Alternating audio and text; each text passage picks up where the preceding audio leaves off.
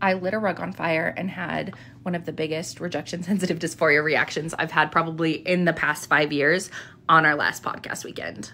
Picture this. It's a full moon. Paige and Lindsay are together. We had just gotten out of these beautiful hot springs and we're like, we need to do a full moon ritual, right? We're both witchy and woo-woo like that. So we do our ritual. We write our stuff down. We're going to burn it. And as we're going to burn it, I'm like, should we do this in the sink? And Paige is like, nah, it's fine. We're good. And I'm like, okay, YOLO. So we start burning it. It quickly gets out of control and the paper is like catching fire, about to burn my hand. And I moved it and it burnt in half and fell on the ground. Now, my immediate reaction was fight or flight because there was no logic in anything that happened after this. I tried to brush the fire with the other piece of fire and paper I was holding. And eventually Paige is like, use your Stanley. So I used my Stanley to put out the fire. Well, I ruined their rug in the Airbnb. I felt so much shame and embarrassment over freezing in the moment and being dumb or clumsy. There's also like some trauma there from my mom. Thanks for that. Anyway, so I giggled uncontrollably for like 30 to 45 minutes. We were kind of laughing about it, like, what the hell just happened?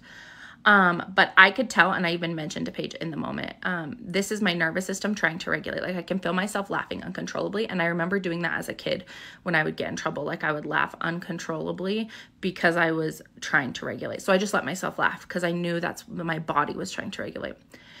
And I spiraled on like, I've got to talk to these people. What are they going to say? They're going to hate me. They're never going to let us come back to their Airbnb. This is the Airbnb we stay at every time we like go to record podcasts. And it's amazing. It's like next door to a hot springs. So I'm having all of these thoughts and Paige was wonderful. She just sat there. She didn't dismiss my feelings. She didn't like laugh at me or make fun of me. She laughed with me for sure. But we joked around. She made jokes in a way that like wasn't poking fun at me, but helped me like regulate and see the humor in the situation to get my upper brain back online. And then she told me stories of other times where she's had to have like really difficult conversations with people. And that made me feel so much better. Because to be honest, a few times I was like, well, God, at least it's not that. At least it's just a rug in an Airbnb. Like I'm never going to see these people again. If they hate me, then they hate me, like whatever.